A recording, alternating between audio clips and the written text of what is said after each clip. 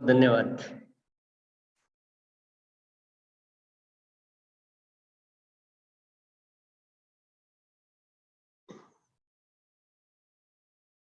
आप सभी साथियों का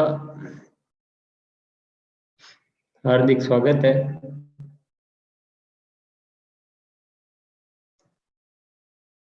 इस कार्यशाला का नाम है सेलिंग का अभ्यास। अब नाम क्या, कई बार हम सोच समझ के रखते हैं, कई बार चलो उस समय यही ध्यान में आता तो ये रख देते हैं।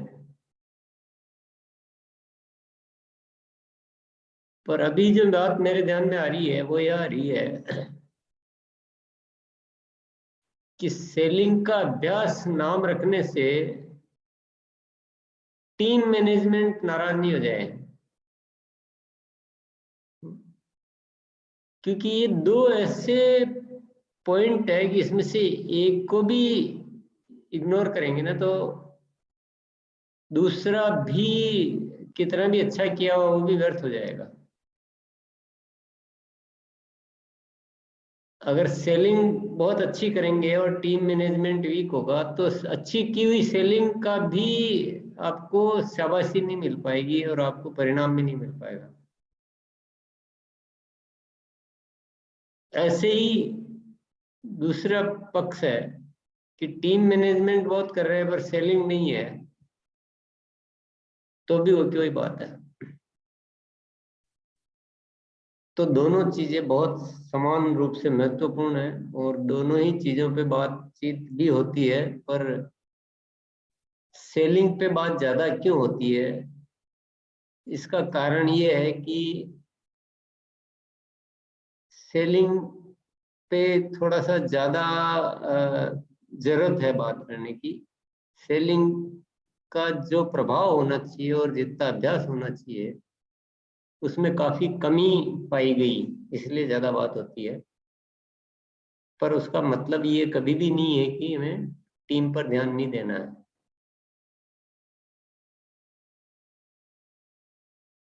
कोई भी चीज जीवन में पूर्ण कब होती है? जब उसका समग्र विकास हो, समग्र रूप से हम ठीक करें चीजों को तो लाभ होता है। अब बात की जाती है, अभ्यास किया जाता है, वो हो सकता है किसी एक चीज का ही हो उस समय, पर इसका मतलब ये नहीं होता कि दूसरी चीजें महत्वपूर्ण नहीं है। मान लो सुबह प्रकाश भैया योगा करवाते हैं तो कभी वो प्राणायाम की बात ज्यादा कर लेते हैं, कभी योगा की सूर्य नमस्कार की बात ज्यादा कर लेंगे, कभी विचारों की बात ज्यादा कर लेंगे। तो बात तो विषय वस्तु पे ही हो पाती है जितनी अ, मतलब हम समझ सकते हैं कि एक ही विषय पे या दो विषय पे बात हो पाती है, लेकिन इसका मतलब ये नहीं है कि बाकी विषय महत्वपूर्ण नहीं है। तो इसी तरह से हमें अपने काम की समग्रता को समझना है, संपूर्णता को समझना है। और संपूर्णता क्या है? एक दिन सवाल रखा गया था, उद्देश्य, क्रिया और परिणाम। उद्देश्य को लेकर हम कंफ्यूज हो सकते हैं, क्लैरिटी में कमी आ सकती है, स्पष्टता की कमी हो सकती है कि उद्देश्य को लेकर स्पष्टता नहीं आ पा रही पूरी, ऐसा पॉसिबल हो सकता है। क्रिया को लेकर भी ऐसा ही कुछ हो सकता है, क्या करना है, ठीक हो रहा है कि नहीं हो रहा है,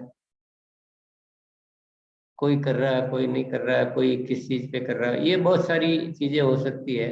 लेकिन परिणाम एक ऐसा पैरामीटर है, जांच बिंदु है, परिणाम, जो आप सही कर रहे हो या नहीं कर रहे हो इसका आईना आपको दिखा देता है। अब मैं कितनी बहुत अच्छी अच्छी बातें कर लूँ, सब दुनिया की सबसे बढ़िया बातें कर लूँ, मैं मेरे परिणाम नहीं है तो मेरी उन बातों का क्या महत्व है? इतना कोई महत्व नहीं।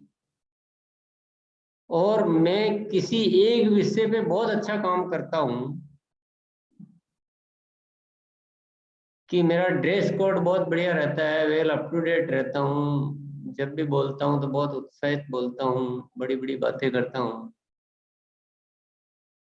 एक पक्ष मेरा बहुत अच्छा है, लेकिन मेरा ओवरऑल रिजल्ट अगर अच्छा नहीं है तो मेरी वो अच्छाई कितनी उपयोगी है? या क्या मैं सही हूँ उस जगह पे? तो एक चीज आज हमें बहुत अच्छी तरह से समझनी है कि सबसे महत्वपूर्ण है हमारा परिणाम। और परिणाम सही है कि नहीं है, इसका पैमाना क्या है? जिस बिजनेस को हम कर रहे हैं उस बिजनेस का मॉडल क्या है? उस बिजनेस में हमें, जैसे ही हम इसमें एंट्री लेते हैं बिजनेस में, सिस्टम में, तो हमें बहुत सारे अधिकार मिल जाते हैं। हम अपना नेटवर्क बढ़ा सकते हैं, हम अपना सेलिंग बढ़ा सकते हैं, आपके हैंड्स बढ़ना शुरू हो जाते हैं, आपका मनी, क्या बोलते हैं, टाइम टाइम आपका बढ़ जाता है, यानी हैंड्स के रूप में आपको काम करने वाले लोग धीरे धीरे बढ़ने लगते हैं, और आप तो इस तरह से विस्तार करने का आपको पूरा मौका मिलता है। तो जब सिस्टम ही यही है, जब उसका पूरा डिजाइन ही वही है, तो फिर परिणामों में हर महीने बिजनेस ग्रो होना चाहिए, ये क्लियर कट है। इसके लिए कोई किसी के पास कोई कारण या कोई बहाना हो नहीं सकता है, वो फिर कमजोरियां हैं, फिर वो असफलता है, फिर हम अपने आप को ठीक नहीं कह सकते हैं अगर ये परिणाम नहीं ला पा रहे हैं, तो हम फिर उस सिस्टम के अनुसार काम नहीं कर पा रहे।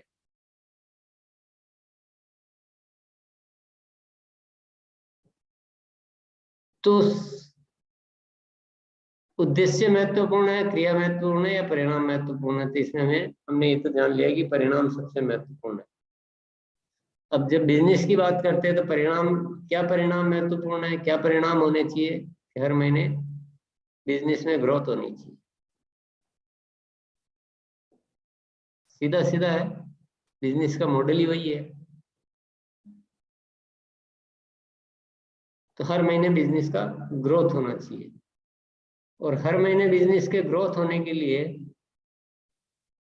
हमें सभी विषयों पे खोजबीन करनी चाहिए।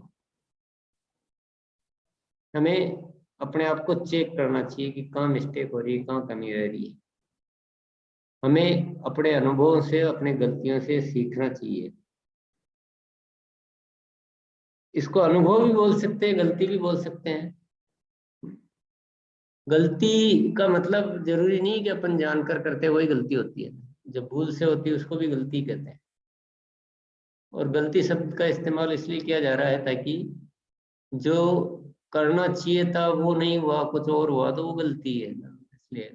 तो गलती का मतलब ये नहीं कि हमेशा कोई उसका कोई बहुत नेगेटिव तात्पर्य है। तो गलती का मतलब है सुधारने लायक कुछ। तो आज का विषय जो हमारा ये है कि हमें सबसे पहला तो ये जरूरी है कि हमें अपने आप को उस ठीक स्थिति में लाना है कि हम परिणाम के महत्व को समझें। दूसरा, इस परिणाम को ये समझे कि हर महीने बिजनेस में ग्रोथ आनी चाहिए। तीसरा फिर आ जाता है कि उसके लिए क्या क्या चीजें जरूरी है, वो सारी की सारी चीजें हमें देखनी है, चाहे कोई आपको बता रहा है या कोई नहीं बता रहा है। आपको कितना टाइम मिल रहा है, कितना नहीं मिल रहा है, आपको कैसी टीम मिली है कि टीम, ये सब कारण से कोई मतलब नहीं। कारण का कोई प्रतिफल नहीं है, कारण का कोई अवार्ड नहीं है, रिवार्ड नहीं है। जो अवार्ड रिवार्ड प्रतिफल है वो परिणाम का है। तो हम सक्षम है कि नहीं है, ये हमारी पहचान हमारे परिणाम से होती है। तो सेलिंग का अभ्यास यहाँ इसलिए ज्यादा कराया गया क्योंकि सेलिंग बहुत गायब थी, और जब तक सेलिंग गायब है तो हम कोई परिणाम या रेगुलर ग्रोथ हम ला नहीं सकते।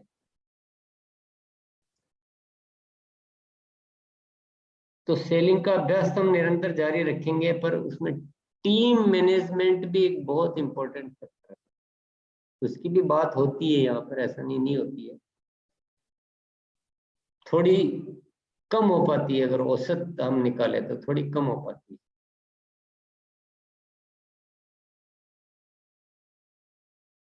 तो टीम मैनेजमेंट के पॉइंट पर आज चर्चा करेंगे।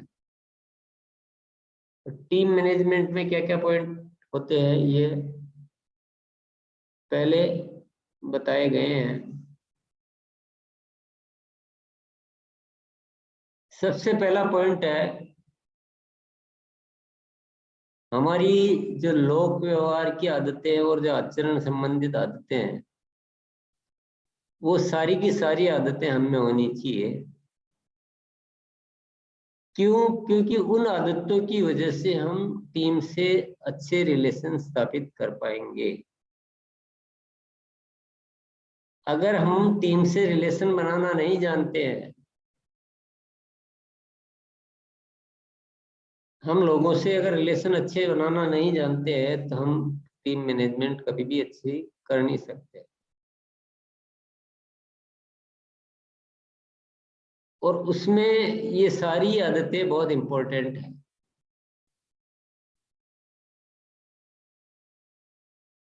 मधुरता से बात करनी हो, मेल जोल बढ़ाने की बात करनी हो, माफ करने की बात हो, माफी मांगने की बात हो, है, ऐसी बहुत सारी आदतें उसमें जो भी बताई गई है, वो सारी की सारी आदतों को गहराई से देखें, समझें और उनको अपने जीवन में उतारें। अब उसका दोहरा लाभ होगा, वो चहुमुखी लाभ देने वाली आदतें हैं। वो हमें अपने जीवन के लिए वैसे भी अच्छी है, आरसीएम के अलावा आप जो भी काम करते हैं उसके लिए भी अच्छी है, जीवन की खुशियों के लिए भी अच्छी है, और टीम मैनेजमेंट के लिए भी बहुत अच्छी है, सेलिंग के लिए भी बहुत अच्छी है। तो वो एक ऐसी चीज है जो बहुउद्देशीय है, उसका एक उपयोग नहीं है, उसके मल्टीपल यूज है ना। तो क्या उसको ये कह दिया जाए कि वो हमारी अनिवार्य आदतें होनी चाहिए, ये हमारे लिए अनिवार्य होना चाहिए। और उन आदतों का बीज कहाँ पर है? उन आदतों का बीज है हर चीज में अच्छाई देखने की आदत।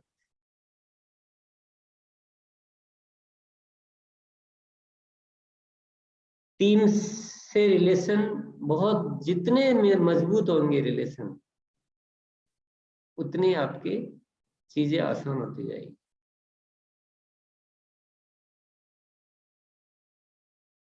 और रिलेशन तभी बन पाएंगे जब हम उन आदतों को ठीक से पालन करेंगे। तो सबसे पहला पॉइंट है, लोक व्यवहार व आचरण संबंधित आदतों का पालन करते हुए टीम के साथ मजबूत संबंध स्थापित करना। कैसे संबंध? संबंध कैसे? संबंध ऐसे कि हमारे लोग हमारे लिए काम करते रहे और टीम वाले सोचते रहे कि अप्लाई नहीं तो इनका उपयोग लेते रहो, ऐसे नहीं। स्वार्थ वाले नहीं। स्वार्थ वाले संबंध, जितना हम अपने आप को चतुर समझते हैं ना कि मैं बहुत चतुर हूँ, चलो इसको मैं कैसे भी प्रभाव में लेके रखूंगा, उतना ही सामने वाला भी वो अपने आप वो भी मैनेज करके रखता है कि यार इस आदमी से उतना ही रखना जितना जरूरी है, जितना इसका लाभ लेना है उतना। तो फिर वहां मजा नहीं है उस बात, वो काम बनता नहीं उतना। संबंध ऐसे होने चाहिए जैसे जिसके बिना रहना पसंद नहीं आता है, जैसे सब कुछ हो हमारे, और सब कुछ ही तो है ना, हमें वो मौका दिया है, अस्तित्व ने मौका दिया है कि आप इतने लोगों के साथ अच्छे संबंध रखो। आपको अच्छी तरह से पता होगा दुनिया में लोग तरस रहे हैं अच्छे संबंध के लिए, अच्छे दोस्तों के लिए, अच्छे रिश्तेदारों के लिए, मिलते नहीं है, ढूंढे, बोले पूरी दुनिया बेकार है, सब मतलब की दुनिया है ना, ये अक्सर कर हम सुनेंगे कहते हुए। क्यों? क्योंकि एक ऐसा वातावरण है, अपने घर वाले खुद, खास खास रिश्तेदार भी वहां भी आपस में नहीं बन पाती, वहां भी स्वार्थ, लालच, ईर्ष्या, द्वेष, पता नहीं क्या क्या आ जाता है, अच्छे दोस्त नहीं होते हैं, अच्छे रिश्तेदार नहीं होते हैं। पर हमें अस्तित्व ने एक मौका दिया है कि हम एक अच्छा परिवार बना सके। तो ये एक ऐसा पॉइंट है, इसको आप ठीक से कवर कर लोगे तो बाकी की सारी चीजें होना पॉसिबल होगी। अगर इसको कवर नहीं किया तो फिर बाकी चीजों में दिक्कत ही दिक्कत आएगी। शॉर्टकट किसी भी चीज का कोई है नहीं। अच्छा चलो, मैं तो ऐसे ही डिस्कस कर रहा हूँ आपसे। मैंने सबसे पहले ही बता दिया है कि इन सारी चीजों से मतलब ही नहीं है, मतलब परिणाम से है। तो आपको अगर इनके अलावा परिणाम आने का कोई रास्ता मिल रहा होता, परिणाम लो, बात खत्म। कोई नहीं पूछेगा आपसे कि आप संबंध रखते हो नहीं रखते हो क्या। पर हम सभी जानते हैं कि इनके बिना परिणाम आ नहीं सकते। टेम्परेरी आ सकते हैं, एक बार के लिए आ सकते हैं, पर अगर हम हमेशा के लिए परमानेंट ग्रोथ करेंगे तो टीम के बिना आ नहीं सकते। और टीम संबंधों के बिना टीम से हम वो चीज कर ही नहीं सकते। दूसरा, टीम मैनेजमेंट में दूसरा जो पॉइंट है, स्वयं को श्रेष्ठ उदाहरण बनाना। जो टीम से करवाना चाहते हो उसका बेहतरीन स्वरूप आप में दिखना चाहिए। आप चाहते हो कि टीम ड्रेस कोड में हो, आप चाहते हो कि टीम क्वालिटी टीम बुक रखे, आप चाहते हो कि टाइम पे आए, आप चाहते हो कि सेल करे, आप चाहते हो कि डिसिप्लिन में रहे। आप तो जो जो भी चाहते हो, पहले तो खुद की तरफ देखना पड़ेगा कि मैं वो बात कहने लायक हूं कि नहीं, मैं वो करवाने लायक हूं कि नहीं। तो अपने आप को श्रेष्ठ उदाहरण बनाना। तीसरा पॉइंट हम लेते हैं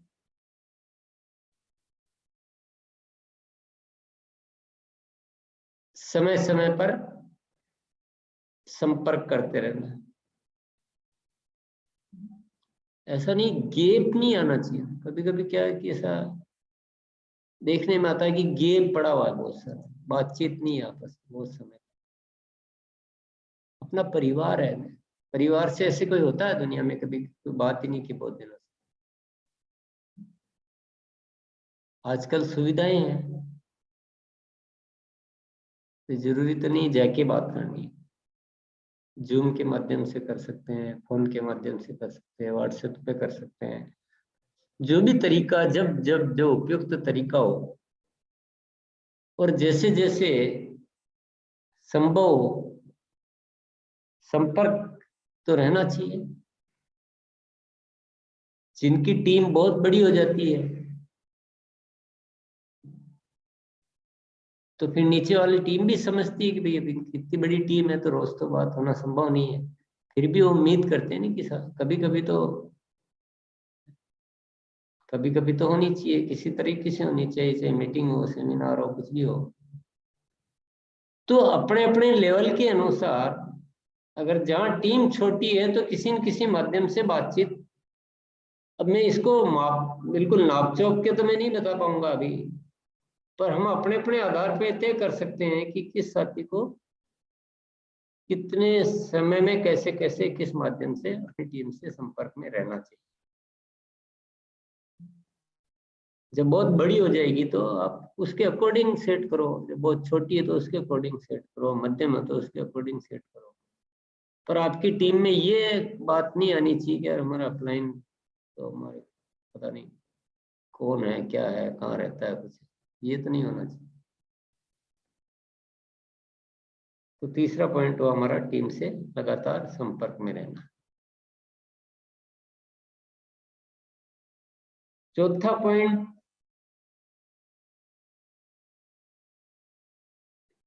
देखिए इसमें किसी को भी कोई बुरा मानने वाली बात नहीं है, पर एक फैक्ट जो एक हकीकत है दुनिया में कि कुछ लोग ज्यादा सक्षम होते हैं कार्य करने में, रिजल्ट आने में।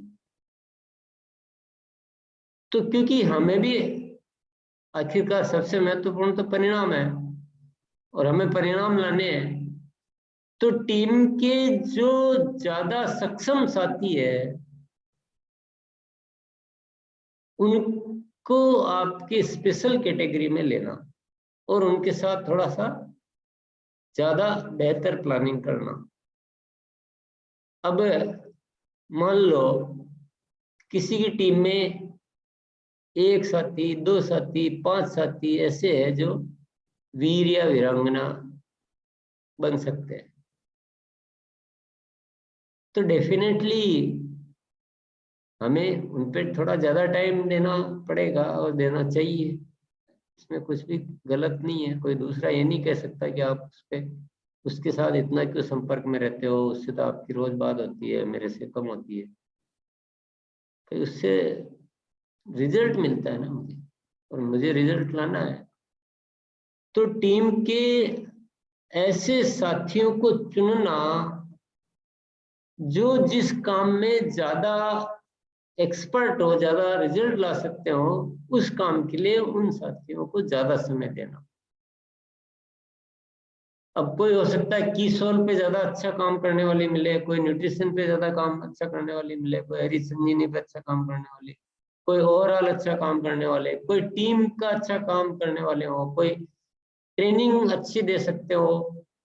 तो तरह तरह की जो क्वालिटीज होती है उन क्वालिटीज को उसके अकॉर्डिंग उपयोग करेंगे तो रिजल्ट ज्यादा आएंगे ना। मेरे पास 5 खेत है और एक खेत में मक्का अच्छा होता है, एक में मूंगफली अच्छी होती है, एक में गेहूं अच्छा होता है, एक में दाल अच्छा होता है, तो मैं वही बोऊंगा। कुश्ती थोड़ी लड़ूंगा कि जिसमें धान अच्छा होता नहीं मैं तो इसमें मक्का।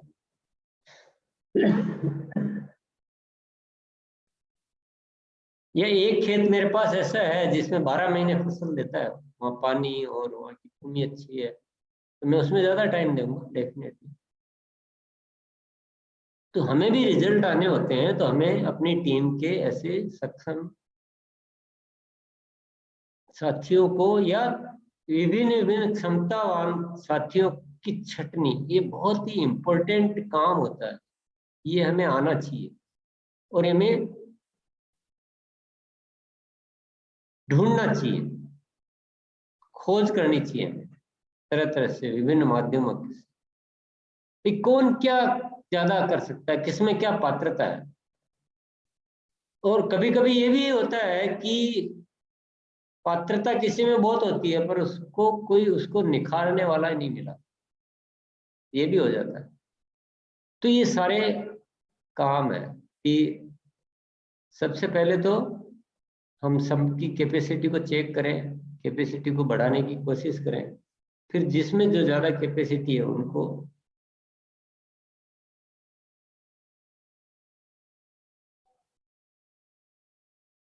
तो एक रॉयल्टी अचीवर ठीक है सब पे काम तो करेगा ही करेगा डेफिनेटली। ऐसा नहीं कि देखो परिणाम हमेशा फोकस रखना ना, मेरी बात ही पे, मेरी बात से भी ज्यादा आपको परिणाम पे फोकस रखना है, ये ध्यान रखिए। एक रॉयल्टी अचीवर को वो कोशिश क्यों नहीं करेगा कि मैं 5 अपनी टीम में स्टार डायमंड क्लब डेवलप कर, 5 तो ऐसा पक्का काम कर, क्यों नहीं करेगा वो?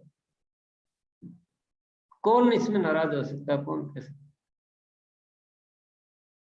और कौन ऐसा कह सकता है कि ये इतना सेलिंग पे फोकस नहीं करना चाहिए? अगर वो कहता तो मेरी कैलकुलेशन के हिसाब से तो गलत।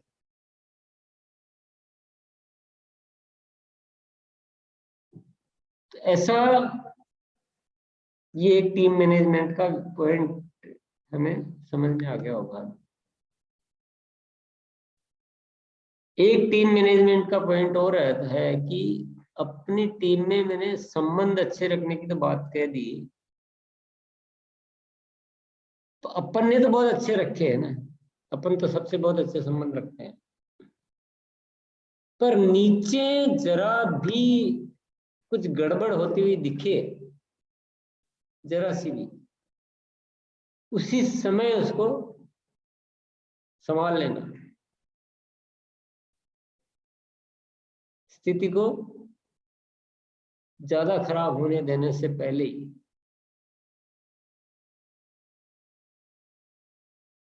तो टीम के साथियों के आपसी संबंध को सही बनाए रखना, एक तो अपने से टीम के संबंध है, पर टीम के आपस के संबंध, बात तो एक ही है, महत्व तो उतना का उतना ही है, पर मन कभी कभी कह देता है कि यार मैं तो सब कुछ ठीक रखता हूँ, आपस में वो नहीं रख पाते, तो मैं क्या करूँ? मैं क्या करूँ तो ठीक है, लेकिन मेरा ही काम खराब कर रहे हैं, काम तो मेरा खराब हो रहा है, तो स्वयं में समाधान निकालना पड़ेगा। तो अपने को इंटरफियर करना है ना, ऐसी कोई भी जरूरत आती है तो इग्नोर नहीं करना है यार, चलो वो आपस में कर रहे हैं, दोनों की गलती है, इसकी गलती है, एक की गलती है, बी की गलती है, की गलती है। एक मिनट आमिर, थोड़ा सा देखना, मेरे को अर्जेंट कॉल है। Yes sir. तो बिल्कुल, बहुत ही आज सर ने हमें एक बहुत इम्पोर्टेंट चैप्टर जिसके बारे में बताया है कि टीम मैनेजमेंट और सेलिंग, ये दोनों चीजों का होना बहुत जरूरी है। अगर इन दिनों दोनों चीजों में से हम किसी एक को भी छोड़ रहे हैं तो इसका मतलब हम बड़ी गलती कर रहे हैं। ना ही हम सेलिंग्स को छोड़ सकते हैं, ना ही टीम मैनेजमेंट को छोड़ सकते हैं। और टीम मैनेजमेंट को लेकर सर ने जो हमें कुछ पॉइंट्स लिखवाए हैं, जिसमें हम लोग अपनी आदतों के बारे में जिस तरीके से सुबह अभ्यास करते हैं, यही उसमें सबसे इम्पोर्टेंट है लोक व्यवहार संबंधित आदतें और हमारी आचरण संबंधित आदतें जो भी है वो हमारे अंदर आनी चाहिए। अगर वो सारी आचरण संबंधी आदतें हमारे अंदर आएंगी तो हमारा जो है ना, टीम्स के लोगों से रिलेशन बहुत अच्छा हो जाएगा, मेल जोल बहुत अच्छा हो जाएगा, और टीम हमसे कनेक्ट रहेगी, और हमेशा जो है ना टीम अच्छे तरीके से हम मैनेज कर पाएंगे।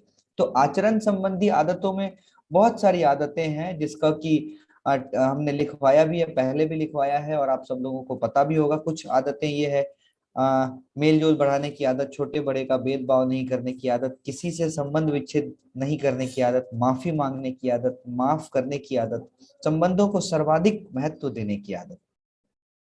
तो ये सारी आदतें हैं आचरण संबंधी, जिसको हमें समझना पड़ेगा। रिश्ते दोस्ती संबंधी आदतें हैं, और जिसके बाद हम अच्छा रिलेशन अपनी टीम के साथ बिल्ड कर पाएंगे।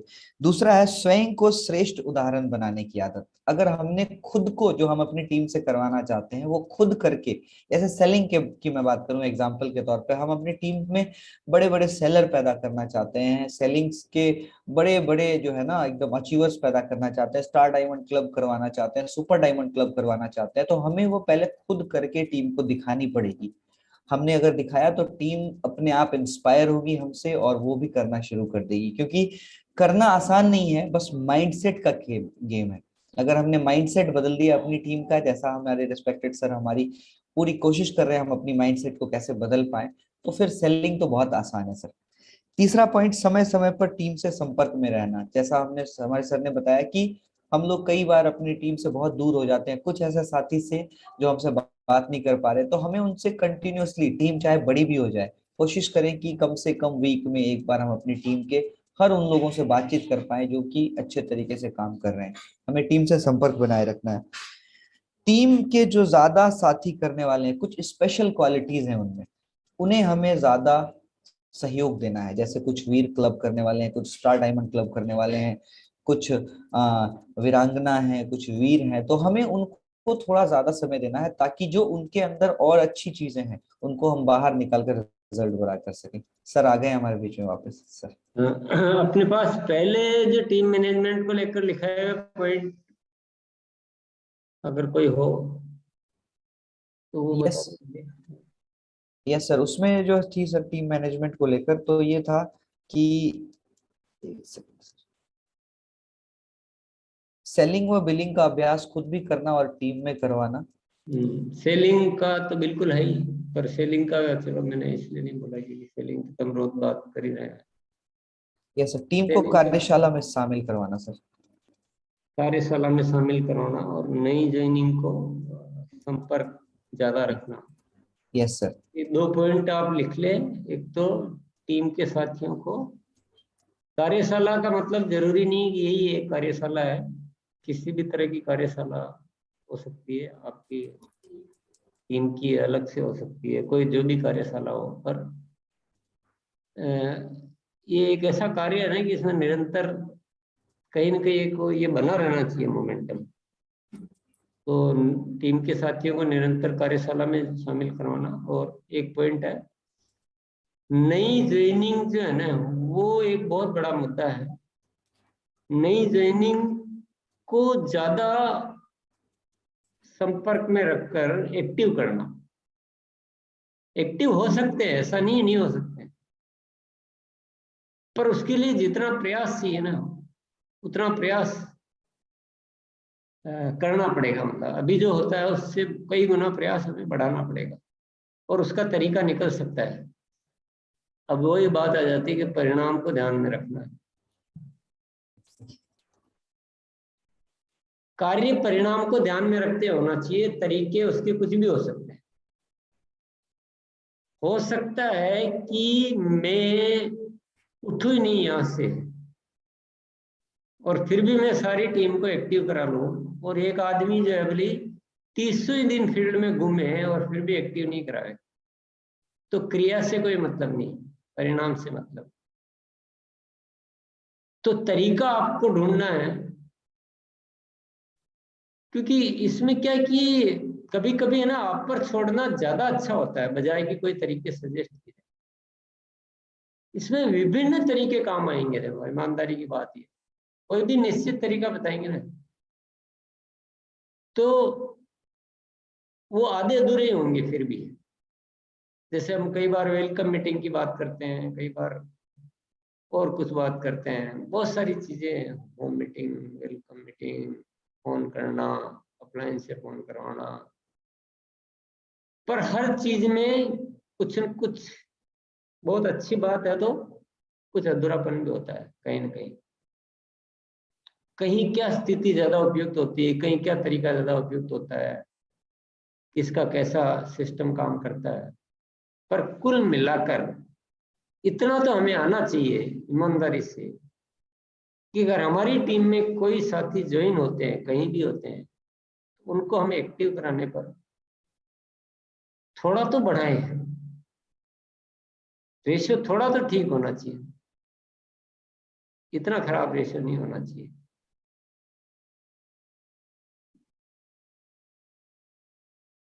तो ये टीम मैनेजमेंट का बहुत बड़ा पार्ट है।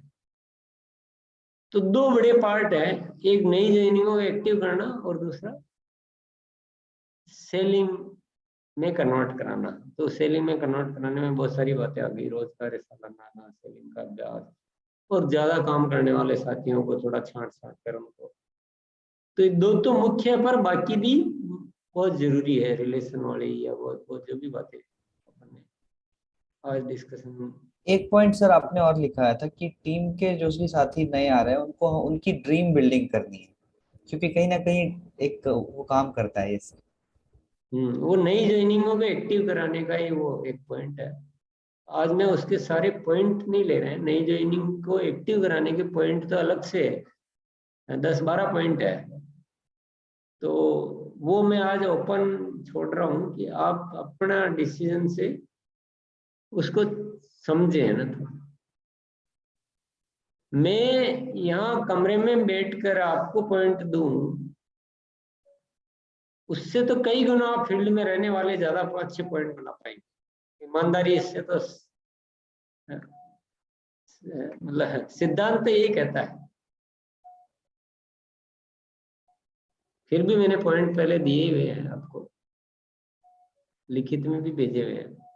तो चलो ये सब हमें सेलिंग के साथ साथ इन सब बातों पे भी ध्यान देना है, और हमें हर महीने बिजनेस की ग्रोथ पे काम करना है। तो